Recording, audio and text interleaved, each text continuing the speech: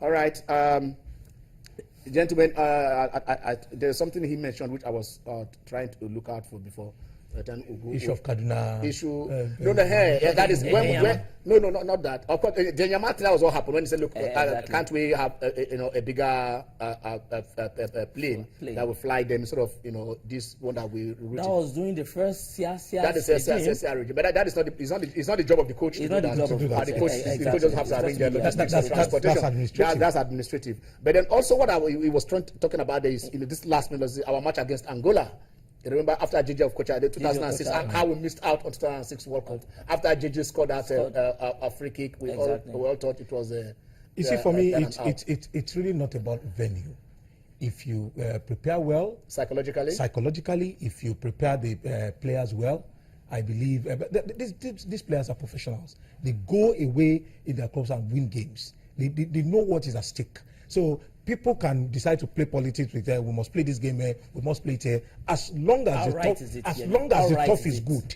As long as the tough is good. But we've seen great teams also concede last minute. So like I said, we're down, we're not out. Okay. We still have a second chance. The ball is round. When it comes to philosophies, we are not known to be defensively tactical.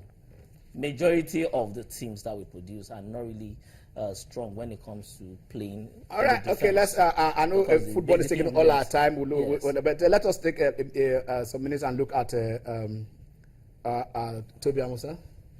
Yes, Toby Amusa. This is a lady that had been on the steady increase when it comes to performance. There she is. She won the gold at the African Championship. Yes. I mean, at this point in time, we are looking at Rio Olympics and running 13.06 at this point in time. The fourth. She can break 13. Yes, she can rub some. She can rub some. I mean, if you look at the way our progression has, it's like it's something that we need to really, really watch out for. She ran 13. Is it 13.15 or 13.09? The 13.15 at the All Africa Championship. And you look at what she's been able to shelve off. At this point in time, if she's able to run like 12.9. I mean, you'll be looking at a medal prospect. Because this is about the Olympics. We are already looking at a few months to come. Top four time in the world. So, we will not be looking only at Blessing Okagbare. We will not be looking at. I mean, let's look at it. We've got the male team already. We've got the basketball team already. We have Ife Ajagba boxing. Yeah. We don't have anything for taekwondo. We have weightlifting.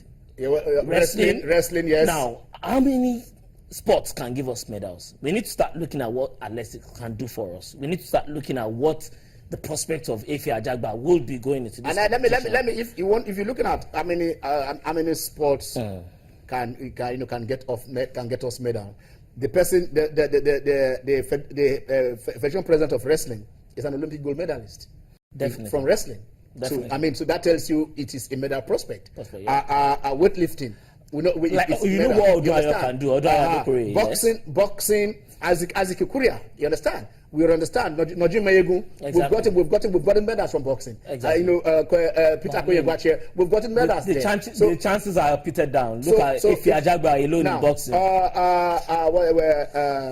What's her name? Choma Jumabara. I mean, we got a medal in long jump. Gold. We got a bronze in long jump. By Okagbare. We can jump. You understand? So we know our areas where the areas of strength. Yeah. It is just left for us to say, look, let's look at this, concentrate on this, put in more things. What about the areas where our strengths similarly are not in? Like swimming. What have you done about swimming? Qualified. So there is it is the mother of all. All right, this is talking about the controversy going on between FIba and African Basketball League, and then this is a statement that came out from FIba. They said the African Basketball League is an organization that just came to them and said they want to start with 6 teams, 1 from Cote d'Ivoire, Gabon, 3 from Nigeria, and 1 from Senegal. And FIba held meetings with them, but then they could not reach an agreement. So according to FIba Africa did not give its approval for the launch of that particular competition, even as a test one. So don't even test run for them.